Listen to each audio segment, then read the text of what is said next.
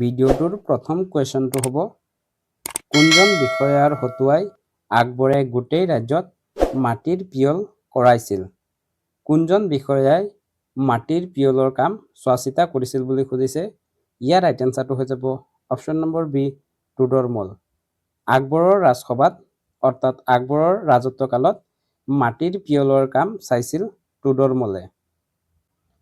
Next question, Fatehpur চিক্ৰীত কোনে ইবাদত খানা নিৰ্মাণ কৰিছিল? ফাটেহপুৰ চিক্ৰীত কোনজন মোগল সম্ৰাটে ইবাদত খানা নিৰ্মাণ কৰিছিল বুলি সুধিছে। ইয়াৰ ৰাইট এনচাৰটো হৈ যাব অপশ্যন নম্বৰ চি আকবৰ। আকবৰে ফাটেহপুৰ চিক্ৰীত ইবাদত খানা নিৰ্মাণ কৰিছিল। নেক্সট কুৱেশ্যন, আকবৰে নতুন কি ধৰ্মমতত প্ৰচাৰ কৰিছিল? আকবৰে প্ৰতিষ্ঠা কৰা নতুন ধৰ্মটো কি আছিল বুলি সুধিছে। ইয়াৰ ৰাইট এনচাৰটো হৈ যাব অপশ্যন নম্বৰ বি দিন-ই-ইলাহী। দিন-ই-ইলাহী নামৰ নতুন ধৰ্ম প্ৰচাৰ কৰিছিল। নেক্সট কুৱেশ্যন, আকবৰনামা গ্ৰন্থখনৰ লেখক কোন আছিল? আকবৰনামা গ্ৰন্থখন কোনে ৰচনা কৰিছিল বুলি সুধিছে। ইয়াৰ ৰাইট এনচাৰটো হৈ যাব option number B Abul Fazl. Abul Fazl এগৰাকী আছিল আকবৰৰ ৰাজসভাৰ নৱৰত্নৰ এগৰাকী আৰু তেখেতেই আকবৰনামা গ্ৰন্থখন ৰচনা কৰিছিল। নেক্সট কুৱেশ্যন, বিখ্যাত আইন-ই-আকবৰী গ্ৰন্থখন কোনে ৰচনা কৰিছিল? আইন-ই-আকবৰী গ্ৰন্থখন কোনে লিখিছিল বুলি সুধিছে। ইয়াৰ ৰাইট এনচাৰটো হৈ যাব অপশ্যন নম্বৰ এ আবুল ফজল। আবুল ফজলে বিখ্যাত আইন-ই-আকবৰী গ্ৰন্থখন ৰচনা কৰিছিল। নেক্সট কুৱেশ্যন, তানসেন কাৰ ৰাজসভাৰ সংগীতজ্ঞ আছিল? তানসেন কোনজন মোগল সম্ৰাটৰ ৰাজসভাৰ বিখ্যাত সংগীতজ্ঞ আছিল বুলি সুধিছে। আৰু ইয়াৰ ৰাইট এনচাৰটো হৈ যাব option number B Akbar. Tansen আকবৰৰ ৰাজসভাৰ বিখ্যাত সংগীতজ্ঞ আছিল। নেক্সট কুৱেশ্যন, বুলন্দ দৰৱাজা কোনজন মোগল সম্ৰাটে নিৰ্মাণ কৰিছিল? বুলন্দ দৰৱাজা কোনজন মোগল সম্ৰাটৰ দিনত নিৰ্মাণ কৰা হৈছিল বুলি সুধিছে। ইয়াৰ ৰাইট এনচাৰটো হৈ যাব অপশ্যন নম্বৰ ডি আকবৰ। আকবৰৰ দিনত বিখ্যাত বুলন্দ দৰৱাজা নিৰ্মাণ কৰা হৈছিল। নেক্সট কুৱেশ্যন, আকবৰৰ মৃত্যু কিমান খ্ৰীষ্টাব্দত হৈছিল? আকবৰৰ মৃত্যু কেতিয়া হৈছিল বুলি সুধিছে।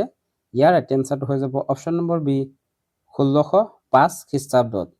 1605 খ্ৰীষ্টাব্দত আকবৰৰ মৃত্যু হৈছিল। আৰু আকবৰেই আছিল মোগল সাম্ৰাজ্যৰ শ্ৰেষ্ঠ সম্ৰাট। নেক্সট কুৱেশ্যন, আকবৰৰ সমাধিস্থল ক'ত আছে? আকবৰৰ সমাধিস্থল ক'ত আছে বুলি সুধিছে। ইয়াৰ ৰাইট এনচাৰটো হৈ যাব option number C Sikandra Agra. আগ্ৰাৰ ওচৰৰ চিকান্দ্ৰা নামৰ ঠাইত আকবৰৰ সমাধিস্থল আছে। কোনখন ৰাজ্যত আছে যদি সোধে তেতিয়াহ'লে হ'ব উত্তৰ প্ৰদেশ। উত্তৰ প্ৰদেশৰ আগ্ৰাৰ চিকান্দ্ৰাত আকবৰৰ সমাধিস্থল আছে।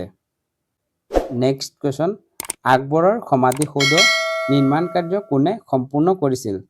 কোনজন মোগল সম্ৰাটৰ দিনত আকবৰৰ সমাধিসৌধৰ নিৰ্মাণ কাৰ্য সম্পূৰ্ণ কৰা হৈছিল বুলি সুধিছে। ইয়াৰ ৰাইট এনচাৰটো হৈ যাব option number C Jahangir. Jahangir অৰ্থাৎ আকবৰৰ পুত্ৰ জাহাংগীৰে আকবৰৰ সমাধিসৌধ নিৰ্মাণ কৰিছিল। নেক্সট কুৱেশ্যন, পঞ্চমহল কোনজন মোগল সম্ৰাটৰ দিনত নিৰ্মাণ কৰা হৈছিল? পঞ্চমহল কোনজন মোগল সম্ৰাটৰ দিনত নিৰ্মাণ কৰা হৈছিল বুলি সুধিছে। ইয়াৰ ৰাইট এনচাৰটো হৈ যাব অপশ্যন নম্বৰ এ আকবৰ। মোগল সম্ৰাট আকবৰৰ দিনত পঞ্চমহল নিৰ্মাণ কৰা হৈছিল। নেক্সট কুৱেশ্যন, বুলন্দ দৰৱাজা কোন ৰাজ্যত অৱস্থিত? বুলন্দ দৰৱাজা কোনখন ৰাজ্যত আছে বুলি সুধিছে। ইয়াৰ ৰাইট এনচাৰটো হৈ যাব option number B Uttar Pradesh. উত্তৰ প্ৰদেশত বুলন্দ দৰৱাজা অৱস্থিত। নেক্সট কুৱেশ্যন, বুলন্দ দৰৱাজা আকবৰে কেতিয়া নিৰ্মাণ কৰিছিল? কিমান খ্ৰীষ্টাব্দত আকবৰে বুলন্দ দৰৱাজা নিৰ্মাণ কৰিছিল বুলি সুধিছে। ইয়াৰ ৰাইট এনচাৰটো হৈ যাব অপশ্যন নম্বৰ চি 1601 খ্ৰীষ্টাব্দত। 1601 খ্ৰীষ্টাব্দত আকবৰে গুজৰাট ৰাজ্য দখল কৰাৰ পিছত বিজয়ী হোৱাৰ উপলক্ষে 1601 খ্ৰীষ্টাব্দত এই বুলন্দ দৰৱাজা নিৰ্মাণ কৰাইছিল। নেক্সট কুৱেশ্যন, আকবৰে কেতিয়া জিজিয়া কৰ বাতিল কৰিছিল? আকবৰে কেতিয়া জিজিয়া কৰ বাতিল কৰিছিল বুলি সুধিছে। ইয়াৰ ৰাইট এনচাৰটো হৈ যাব অপশ্যন নম্বৰ এ 1564 খ্ৰীষ্টাব্দত 1564 খ্ৰীষ্টাব্দত আকবৰে জিজিয়া কৰ বাতিল কৰিছিল। নেক্সট কুৱেশ্যন, আকবৰৰ ৰাজহ বিভাগ যাৰ নাম আছিল দিৱান-ই-কুল, এই বিভাগৰ দায়িত্বত কোন আছিল? আকবৰে তেখেতৰ কোনগৰাকী বিষয়াক ৰাজহ বিভাগৰ দায়িত্ব অৰ্পণ কৰিছিল বুলি সুধিছে। ইয়াৰ ৰাইট এনচাৰটো হৈ যাব অপশ্যন নম্বৰ চি, টুডৰমল। টুডৰমলৰ হাতত আকবৰে ৰাজহ বিভাগৰ দায়িত্ব অৰ্পণ কৰিছিল আৰু এই ৰাজহ বিভাগৰ অন্য এটি নাম আছিল দিৱান-ই-কুল। নেক্সট কুৱেশ্যন, আকবৰৰ ব্যক্তিগত চিকিৎসক আৰু বুদ্ধিজীৱী নৱৰত্নজন কোন আছিল? আমি সকলোৱে জানো আকবৰৰ ৰাজসভাত মুঠ 9গৰাকী নৱৰত্ন আছিল। এই 9গৰাকীৰ ভিতৰত কোনগৰাকী আকবৰৰ ব্যক্তিগত চিকিৎসক আছিল বুলি সুধিছে। ইয়াৰ ৰাইট এনচাৰটো হৈ যাব অপশ্যন নম্বৰ চি, হাকিম হুমাম।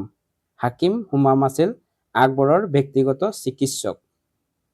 নেক্সট কুৱেশ্যন, শ্ৰীকৃষ্ণৰ ভক্ত আৰু বিখ্যাত হিন্দী কবি হিচাপে জনাজাত আকবৰৰ নৱৰত্নজন কোন? কোনজন নৱৰত্নৰ শ্ৰীকৃষ্ণৰ ভক্ত আৰু বিখ্যাত হিন্দী কবি আছিল বুলি সুধিছে। ইয়াৰ ৰাইট এনচাৰটো হৈ যাব option number C, Abdul Rahim Khan-i-Khana. আকবৰৰ নৱৰত্নৰ ভিতৰত এগৰাকী আছিল আব্দুল ৰহিম খান-ই-খানা আৰু তেখেত আছিল শ্ৰীকৃষ্ণৰ ভক্ত আৰু বিখ্যাত হিন্দী কবি। নেক্সট কুৱেশ্যন, আকবৰৰ দৰবাজাৰ মুখ্য উপদেষ্টা তথা বুদ্ধিমত্তাৰ বাবে পৰিচিত ব্যক্তিজন কোন আছিল? আকবৰৰ মুখ্য উপদেষ্টা কোন আছিল বুলি সুধিছে। ইয়াৰ ৰাইট এনচাৰটো হৈ যাব option number B, Birbal. Birbal আছিল আকবৰৰ ৰাজসভাৰ মুখ্য উপদেষ্টা। নেক্সট কুৱেশ্যন, বীৰবলৰ প্ৰকৃত নাম কি আছিল? বীৰবলৰ আচল নাম কি আছিল বুলি সুধিছে। ইয়াৰে ৰাইট এনচাৰটো হৈ যাব option number B, Mahesh Das.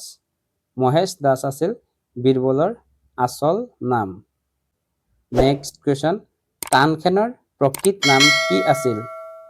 তানসেনৰ আচল নাম কি আছিল বুলি সুধিছে। ইয়াৰে ৰাইট এনচাৰটো হৈ যাব অপশ্যন নম্বৰ এ, ৰামতনু পাণ্ডে। ৰামতনু পাণ্ডে আছিল তানসেনৰ আচল নাম। নেক্সট কুৱেশ্যন, ৰাজা টুডৰমলে ভূমি জৰীপৰ বাবে প্ৰচলন কৰা নতুন পদ্ধতিটোৰ নাম কি আছিল? ৰাজা টুডৰমলে মাটিৰ জৰীপ কাৰ্য সম্পাদন কৰিবলৈ কৰা নতুন পদ্ধতিটোৰ নাম কি আছিল বুলি সুধিছে। ইয়াৰ ৰাইট এনচাৰটো হৈ যাব অপশ্যন নম্বৰ বি, যাৱতী। যাৱতী আছিল ৰজা টুডৰমলে মাটিৰ জৰীপ কাৰ্য সম্পাদনৰ বাবে প্ৰয়োগ কৰা নতুন পদ্ধতি। এইখিনি আছিল আজিৰ আমাৰ ভিডিঅ'টোত আলোচনা কৰিবলগীয়া কুৱেশ্যন এণ্ড এনচাৰ। ইয়াৰ উপৰিও এতিয়াৰ এই কাষত আপোনালোকে চাব পাৰে আকবৰৰ ৰাজসভাত থকা 9গৰাকী নৱৰত্নৰ নাম। ইয়াৰে 4গৰাকী আছিল হিন্দু, বাকী 5গৰাকী আছিল মুছলমান। যদি আপোনালোকে আমাৰ এই চিৰিজটো চাই ভাল পাইছে তেতিয়াহ'লে কমেণ্টত আপোনালোকে ইয়াৰ মতামতটো কমেণ্টত আগবঢ়াই যাব। লগতে ভিডিঅ'টোত যদি কিবা ভুল হয় সেইবোৰটো আঙুলিয়াই দিব বুলি আশা ৰাখিছোঁ। ইয়াৰ পিছত আজিৰ আমাৰ কুৱেশ্যনটো হ'ব, পানিপথৰ দ্বিতীয় যুদ্ধ কেতিয়া হৈছিল? পানিপথৰ দ্বিতীয় যুদ্ধ কেতিয়া হৈছিল? ইয়াৰে 4টা অপশ্যন দি আছে। অপশ্যনখিনিৰ ভিতৰত আপোনালোকে ৰাইট এনচাৰটো কমেণ্টত জনাওক আৰু নহ'লে ইয়াৰ এনচাৰটো আমি ডেছক্ৰিপশ্যনত দি দিম, তাৰ পৰা গৈ ইয়াৰ এনচাৰটো জানি ল'ব পাৰিব। যদি ভিডিঅ'টো এতিয়ালৈকে চাই আছে তেতিয়াহ'লে ভিডিঅ'টো এটি লাইক কৰি চেনেলটো ছাবস্ক্ৰাইব কৰি যাবলৈ নাপাহৰিব। ভিডিঅ'টো শেষলৈ চোৱাৰ বাবে ধন্যবাদ। জয় জয় অসম।